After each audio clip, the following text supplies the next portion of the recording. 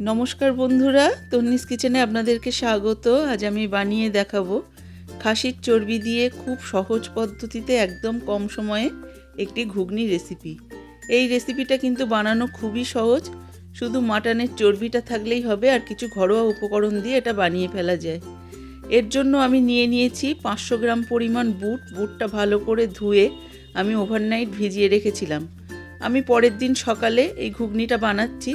সবার প্রথমে আমি একটা স্পেশাল মশলা বানিয়ে নেব। তার জন্য কড়াই ভালো করে গরম করে কড়াইতে দিয়ে দিলাম 1.5 টেবিল চামচ পরিমাণ গোটা ধনে আর 2টো শুকনো লঙ্কা।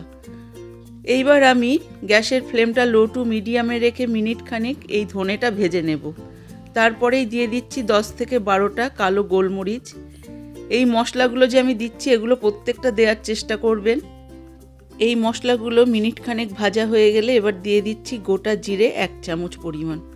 এই গোটা জিরেটা দিয়েও কিন্তু গ্যাসের ফ্লেমটা লো টু মিডিয়ামে রেখে আমাদেরকে ভেজে নিতে হবে।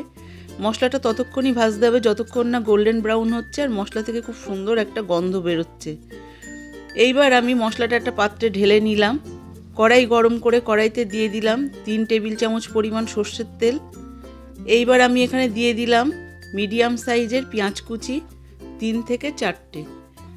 এখানে কিন্তু পেঁয়াজটা খুব বেশি ভেজে নেওয়ার দরকার নেই, হালকা গোল্ডেন ব্রাউন হলেই চলবে। এরপরে দিয়ে দিচ্ছি 2টো মিডিয়াম সাইজের আলুগুলো কিন্তু আমি এরকম ছোট ছোট টুকরো করে কেটে নিয়েছি। এইবার আলুটা দেওয়ার পরে মিনিট খানিক নাড়িয়ে নিয়ে এবার দিয়ে দিচ্ছি সামান্য পরিমাণ হলুদটা দেওয়ার পরে আমি আবারও একটু আলুটা ভেজে নিচ্ছি। আলুটা ভাজতে ভাজতে একটা সময় যখন পেঁয়াজের কালারটা একটু চেঞ্জ হয়ে যাবে, ঠিক এরকম দেখতে হবে, সেই পর্যায়ে কিন্তু এর মধ্যে আমি দিয়ে দেব 2 টেবিল চামচ পরিমাণ আদা রসুন বাটা।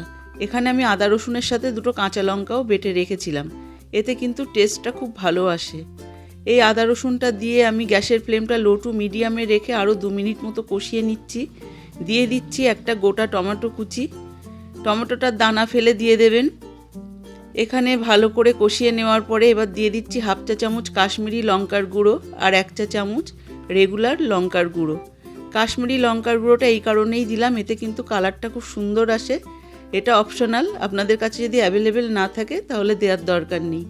এখানে নিয়েছি 2 থেকে 250 গ্রাম মাটনের চর্বিগুলো আমি এরকম ছোট ছোট টুকরো করে কেটে নিয়েছি।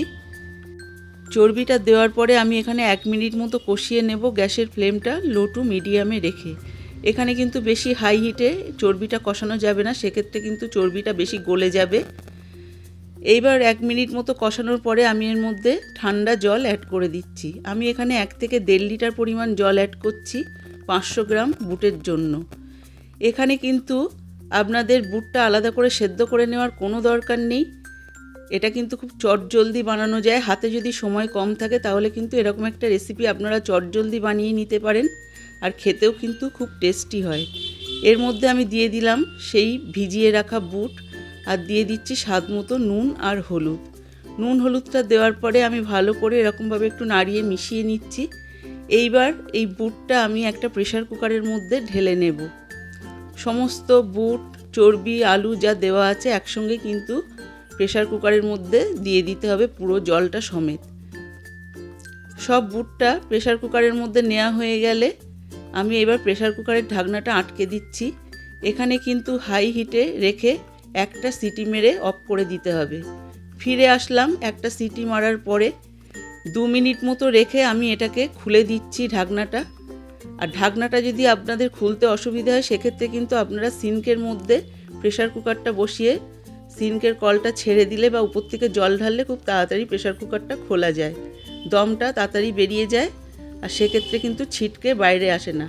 আমি একটা বুট আপনাদেরকে দেখালাম কেমন সুসেদ্ধ হয়েছে, কিন্তু একেবারে গলে যায়নি, একদম পারফেক্ট সেদ্ধ হয়েছে। এইবার সমস্ত ঘুগনিটা আমি একটা কড়াইতে ঢেলে দিলাম। এবার একটা ঢাকনা দিয়ে ঢেকে আমি অপেক্ষা করলাম ফুটে ওঠা পর্যন্ত। ফুটে উঠলে আমি আবারও একটু এরকমভাবে নাড়িয়ে নিচ্ছি। এইবার আমি এর মধ্যে অ্যাড করব আমি যে স্পেশাল মশলাটা বানিয়ে রেখেছিলাম, সেটাই আমি গুঁড়ো করে রেখে দিয়েছি। সেই গুঁড়ো মশলাটা দিয়ে দিচ্ছি 2 চামচ পরিমাণ। আপনাদের যদি ঘুগনির পরিমাণ বেশি হয় সেক্ষেত্রে কিন্তু মশলার পরিমাণটাও একটু বাড়িয়ে দিতে হবে। আর এই মশলাটা কিন্তু আপনারা বানিয়ে বহুদিন ধরে সংরক্ষণ করে রাখতে পারবেন, যখনই ঘুগনি বানাবেন তখনই এর মধ্যে দিতে পারবেন। আর দিয়ে দিলাম 1/2 চা চামচ পরিমাণ শাহি গরম মশলার গুঁড়ো। আপনাদের কাছে যদি শাহি গরম মশলার গুঁড়োটা অ্যাভেলেবেল না থাকে সেক্ষেত্রে কিন্তু গোটা গরম মশলা সামান্য পরিমাণ এই মশলার সাথে ভেজে গুঁড়ো করে দিয়ে দিতে পারেন। আর আমি আপনাদেরকে এখান থেকে একটা চর্বি তুলে কেটে দেখালাম, চর্বিটা খুব সুন্দর সেদ্ধ হয়েছে। আর এর মধ্যে আমি অ্যাড করলাম 1 চা চামচ পরিমাণ চিনি। এই চিনিটা দিলে কিন্তু ঘুগনিটা মিষ্টি হবে না, অথচ নুন ঝাল স্বাদটাকে ব্যালেন্স করবে, খুব সুন্দর একটা টেস্ট আনবে। ঘুগনিটা আমাদের রেডি হয়ে গেছে। এবার আমি গ্যাসের ফ্লেমটা অফ করে একটা বাটিতে আপনাদেরকে সার্ভ করে দেখাচ্ছি। দেখুন কতটা সুন্দর দেখতে হয়েছে, আর বুটগুলো কিন্তু গোটা গোটাই আছে, অথচ খুব সুন্দর সেদ্ধ হয়েছে।